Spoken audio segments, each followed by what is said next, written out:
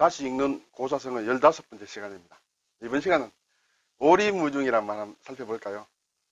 야, 오리무중 그거 뭐 살펴볼 거 있어? 이렇게 쉬운 말을. 네, 쉽지만은 또 살펴볼 만한 게 있습니다. 한번 볼까요? 네, 오리무중.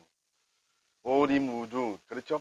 무자가 좀 어렵고 나머지는 뭐 전부 쉽습니다. 아주 쉬운 글자예요. 다섯오. 그렇죠? 다섯. 마을리. 무는 이제 안개예요. 안개무. 중은 가운데 중. 오리가 안개 속에 있다. 도무지 종잡을 수 없다. 잘 모르겠다. 그런 것이죠. 네, 일단 오는 5개인데 오행이다, 오색이다, 오륜이다. 우리 올림픽을 오륜이라고 하죠. 이 륜은 이제 둥글륜이다. 둥근 원이 이렇게 5개 있다. 뭐 그런 얘기가 되겠죠. 네, 그래서 오륜 이렇게 됩니다. 올림픽을 얘기하죠. 자, 마을리는 이제 동네를 얘기해요. 동네. 이것은 이제 뜯어보면 밭전자하고, 그렇죠. 마을에는 밭이 있어야 되겠죠. 그리고 길도 있어야 됩니다. 길은 흙이죠. 그래서 흙토가 있습니다. 이 두 개가 붙은 글자예요. 그래서 마을과 밭과 길 또는 토지신이라고도 해요. 마을에 밭이 있고 밭에 신, 토지를 모시는 신을 모셔놔야 이제 그게 하나의 제대로 된 마을이 된다. 이렇게 얘기하는 사람도 있습니다. 어쨌든 마을리입니다. 밭정과 흙토가 붙었다. 그래서 이문이다 하면 동네 어귀에 들어가는 이제 문을 세워놨습니다. 그 이문이라고. 이장, 동장 이장 할 때. 향리는 고향 마을이란 뜻이죠. 고향. 자, 무자는 좀 어렵죠. 무자는 어려운데 우선에 이 글자가 이제 비우자죠. 이 기상, 기온, 천재지변과 관련된 글자 쓸 때는 이 비우자가 대표됩니다. 비가 우리가 가장 잘 알 수 있는 하늘의 조화라 할 수 있죠. 그래서 비우가 있고 아래는 힘쓸 무자예요. 힘쓰다. 자, 그래서 발음은 똑같습니다. 예, 뒤에 볼까요? 이 비우자를 가지고 쓰는 만드는 글자가 굉장히 많이 있습니다. 그 중에 우리가 대표적인 걸 제가 몇 개를 했는데 여기에 비우가 있고 아래에 힘쓸 무자 있는 것이 지금 앞에서 보는 이 안개예요. 자, 비가 여기 있습니다. 하늘에서 뭔가 비가 내린다 이렇게 보고 아래에는 무자요. 이 무는 이 창이라는 뜻의 창모자입니다. 창. 찌르는 창이에요. 그리고 위에는 칠복자입니다. 치다 하는 복자죠. 그리고 요 아래는 힘설무예요. 자, 이것은 힘설무가 힘력이죠. 이것은 힘쓴다는 얘기예요. 힘쓴다.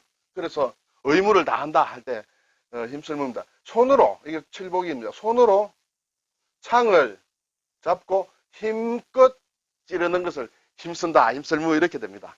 네, 좀 복잡하죠?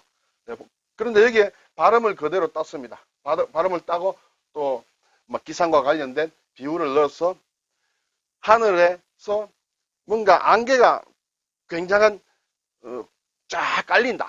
그게 힘쓸 무자는 발음을 가지고 왔습니다만 온천지가 안개로 쫙 깔릴 때 이러한 힘쓸 무자를 좀 느낄 수 있는지 모르겠습니다. 어쨌든 간에 이렇게 해서 안개무가 만들어졌다. 무산됐다. 안개처럼 흩어져 버렸다.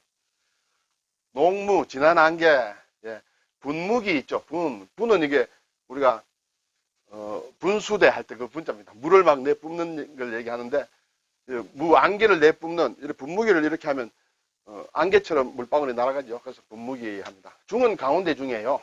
중간이다, 적중이다, 중독이다. 이때는 중이 맞춘다는 뜻이거든요. 표적에 맞췄다.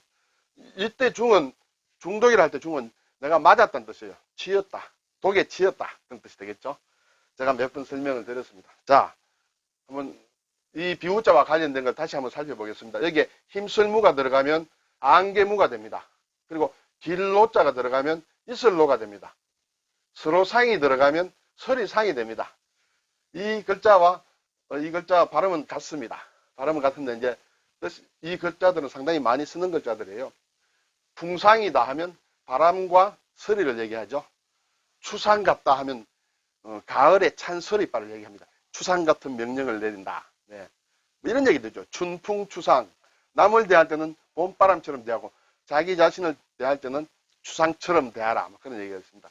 그리고 성상이다. 별성자와 서리상은 10년을 10개 성상. 그렇죠. 5개 성상이 지났다 하는 거는 별은 1년에 한 번씩 지구를 돌고 우주를 하늘을 돌고 서리도 1년에 한 번씩 내린다 해서 1년을 성상이라고 합니다. 네. 자, 이슬로는 우리가 노숙을 한다. 노천 온천이다. 노천탕이다. 노점이다. 이때 이 로자 대신에 이렇게 길로라고 오해할 수 있습니다.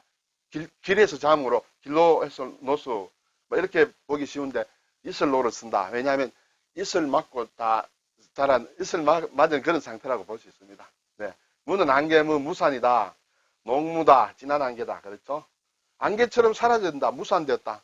내 계획이 수포로 돌아갔다. 또는 무산되었다. 안개처럼 안개는 해가 뜨면 쫙 사라지죠. 무적이 울린다. 안개가 꽉 끼었을 때 이런 배 같은 것이 온다든지 어떤 교통수단에 빵빵 기적을 울립니다. 그것을 무적이라고 합니다. 이것은 피리를 얘기하는 그런 적이거든요. 기적을 울린다 할 때. 네, 어쨌든 이 비유와 관련된 글자는 상당히 많이 있습니다. 자, 이제 그러면 본론 들어서 오리무중이다. 이것은 뭐 우리가 잘 압니다. 오리에 걸친 깊은 안개 속에 있다. 오리무중이야. 아, 지금 내가 길을 알 수가 없어. 또는 길뿐만 아니라 뭔가 종잡을 수가 없어. 헷갈렸어. 그때는 오리무중이라고 합니다. 어디에 있는지 찾을 길이 막연하거나 갈피를 잡을 수 없는 것을 이루는 것을 오리무중이라. 그렇죠? 범인의 행방이 오리무중이야. 이렇게 얘기를 많이 합니다. 자, 그러면 제가 문제를 한번 내볼까요? 이 오리무중은 어느 게 맞을까요? 오리, 안개 속 이게 맞을까? 아니면 오리무 플러스 중 이게 맞을까요? 우리가 보통 보면 오리가 안개 속에 있으므로 오리 플러스 무중이라고 생각하기 쉬운데 오리무 플러스 중이 원래 맞는 말이에요. 오리무가 무슨 말이야? 오리무는 이것은 오리가 사방 오리가 안개 속에 있다 이런 뜻인데 이 아래 것은 오리무라는 그 속에 있다는 오리무는 무엇이냐? 오리가 사방 안개 낀 것을 그런 안개를 오리무라고 합니다. 사방 삼리가 안개무다 안개 속이다 안개라 하면 삼리무라고 사방 십리가 안개다 사방 십리에 낀 안개는 십리무라고 할 수 있겠죠. 어쨌든 이것은 오리무 플러스 중이다 이렇게 생각을 하셔야 됩니다. 이런 시험은 안 나오겠지만 혹시 나온다면 아래쪽이 맞습니다. 자, 이것은 어디에 나오는 말이냐면 후한서에 장해라는 사람을 적은 장해전이라고 있습니다. 이 사람은 유학자인데 상당히 실력이 있는 사람의 모양이에요. 그래서 임금이 그 정부에 나와서 일을 해라고 해도 나오지 않습니다.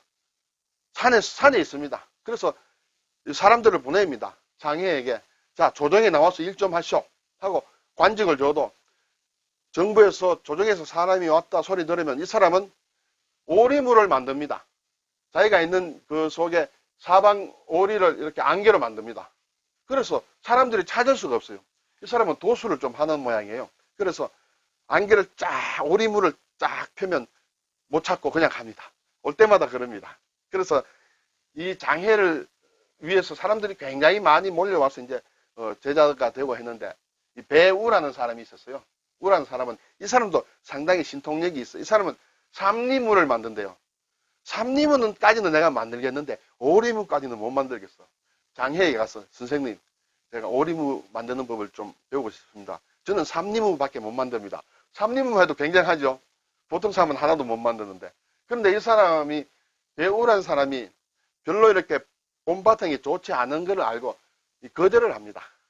안 된다. 넌 내 제자가 될 자격이 없다. 이렇게 했겠죠. 근데 나중에 이제 배우는 이제 에이 모르겠다 하면서 세상으로 내려가서 삼리물을 쫙 펼치고 막 그럼 사람들이 아무것도 안 보이겠죠. 그때 가서 막 도적질을 하고 그래서 나중에 잡혔어요. 잡혀서 왜 그렇게 너 어디서 배웠느냐? 장해 선생한테 배웠습니다. 그래 장해가 잡혀갔어요. 잡혀가서 감옥에 좀 있었다. 감옥 속에서 또 여러 가지 일을 했습니다만 어쨌든 그런 사람을 일을 적은 후한수에 장해전에 오리무라는 그런 안개가 나온다. 그 속에 있는 것을 오리무중이라 한다. 이렇게 되면 이것이 맞겠죠. 오리무 플러스 중 이것이 맞다고 볼 수 있습니다. 자, 이제 본론하고는 별 상관이 없습니다만 제가 심리무라는 말을 한번 봤습니다. 이게 강극성이라는 분인데 조선시대 1526년에 1576년에 사실 조선의 선비인데 시를 한 수 지었는데 정말 잘 지었다. 이래서 명나라까지 소문이 났다고 합니다. 호정조기 우읍니다. 호정, 호수가 있는 정자. 지금의 서울의 동호 있죠. 동호 쪽에서 지은 것이다 합니다. 호정에서 아침에 일어났어. 조기 아침에 일어나서 우연히 없는다. 우연히 한 수 읊었다 하는 것이죠. 강일만 미생이라. 강에는 해가 아직까지 늦었는데 아직까지 뜨지 않고 아득히 심리걸쳐 안개가 자욱하네. 창망 심리무다. 이때는 막 심리무보다는 심리 플러스 무라고 볼 수 있겠죠. 심리가 안개 속에 있다. 네. 단문 유로성이라. 단지 다만 단지 문 듣는다. 유로 부드러운 로는 이제 좀 어렵죠. 노젓는 노를 얘기합니다. 노젓는 소리만 들린다. 부드럽게 노젓는 소리만 들릴 뿐이고 불견주행처 배가 간다. 배가 가는 곳, 주가 행하는 곳, 배 가는 곳은 불견 보이지 않는다. 이런 우리 선조 한 분이 이제 시를 지었습니다. 여기에 심리무라는 것이 나와서 제가 한번 따와봤습니다. 비교적 어렵지 않은 글자이므로 한번 연습 한번 해보시면 어떨까요? 자, 복습을 해볼까요? 오리무중이에요. 자, 어려운 거는 이 무자다.